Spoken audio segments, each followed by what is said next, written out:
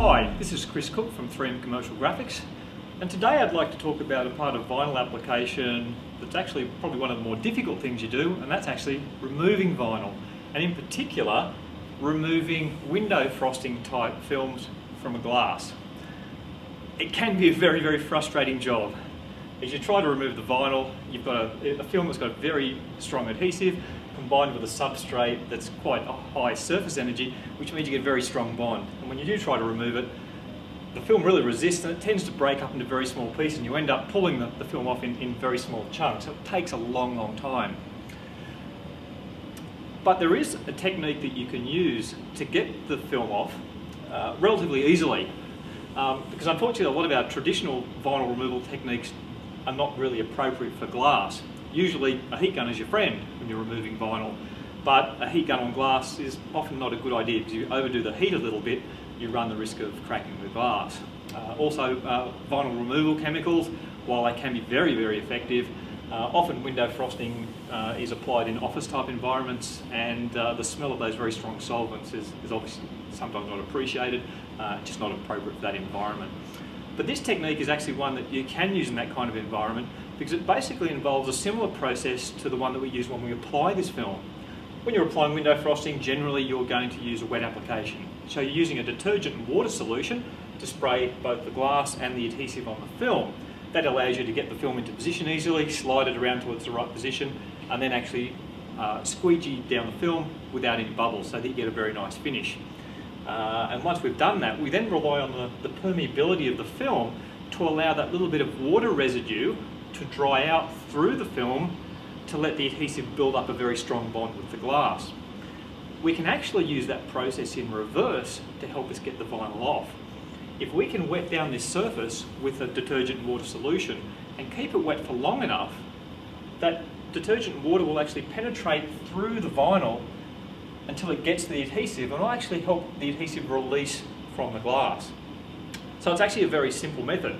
All we need, firstly, just a detergent and water solution in a spray bottle, and this is very similar to what you would use for your wet application. Just plain dishwashing detergent in water. I mix it a little bit more strongly than I would use for a wet application. I would typically use probably about 2 teaspoons of detergent in a litre of water. Then the second thing that we need is just some flexible plastic sheeting. It doesn't really matter too much exactly what this is. I like to use bubble wrap because I find it's easy to handle and it's got a nice smooth surface that will cling very well to the wet glass. But you could use any other smooth flexible plastic. You could use cling wrap, even the liner off some film. Just something that's smooth enough to cling to the glass when it is wet. So the process is really quite straightforward.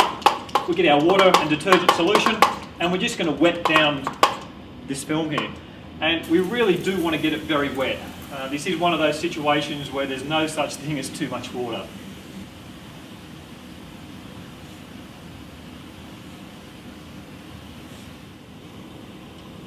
Okay, so we've really thoroughly wet down the whole surface of the vinyl. So now we'll get our plastic sheeting, and we're going to use this to basically just cover up the vinyl and seal that water onto the surface because we don't want it to dry off.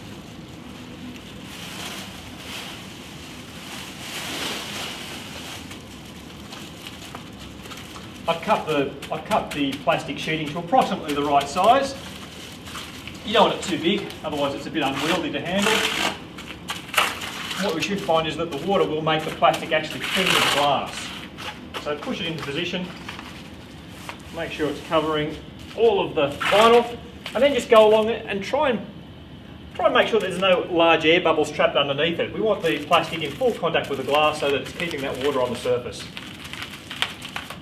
So I'll just spend a minute or two now just going around and just pushing out those air bubbles and making sure that the plastic is on the surface. And the function of the plastic, as I mentioned, is really just to stop that water from drying out. Because we want to have that surface of the vinyl wet for long enough so that the water and detergent solution has a chance to actually penetrate through the vinyl. And that does take a little bit of time.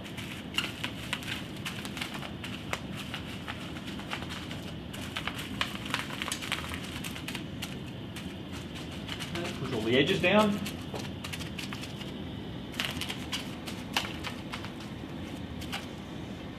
Okay, so now you can see that we've got the plastic applied to the glass. The moisture makes it clean. You don't need anything really to hold it on there, no masking tape or anything else. All we need to do now is really just give it some time. As I said, it does take a little bit of time for the water and detergent to penetrate through the film to get to the adhesive side to help it release. So now we just need to leave it alone for a bit.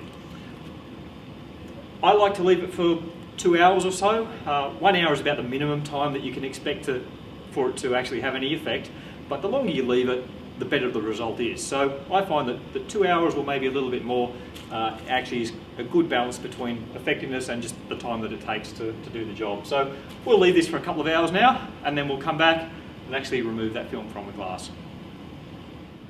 Okay, so thanks to the magic of video editing, it's now just over an hour after we'd actually wet the film down and applied the plastic.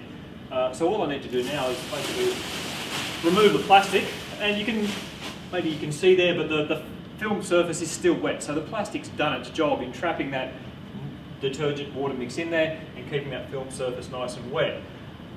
All we should need to do now is basically start at an edge and actually start removing the film, and if this has worked, then what we should find is that the film actually comes off much easier than you would expect for a window frosting film.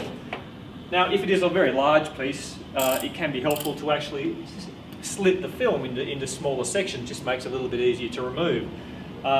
One more tip, if you're going to do that though, if you are working with glass with your blade, it is a good idea to use stainless steel blades because they are a little bit softer than the glass and won't scratch it.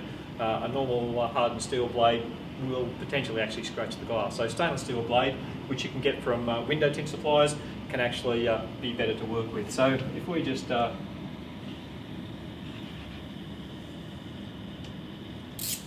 in that glass and that film, now it makes it quite easy. And you can see that it's coming off much easier than you would usually expect a window frosting film to do. It's coming off in a large sheet and it's coming off nice and cleanly. And we'll do the second piece. Again, coming off nice and cleanly.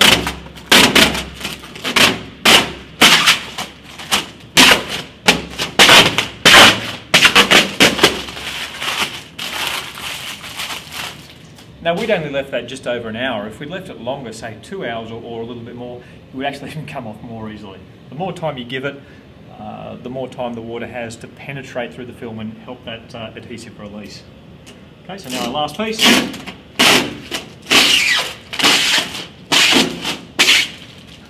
You can really see what a difference that's made.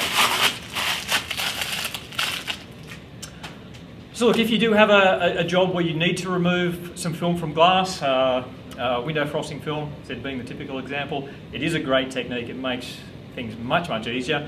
This technique actually can work on other graphics as well. If you've got, say, coloured vinyl on the side of a truck or a van, it can be effective on those sorts of jobs as well. So it doesn't have to be restricted just to glass, but it is a very, very great technique. Anyway, that's thank you very much for that. It's Chris Cook from 3M Commercial Graphics.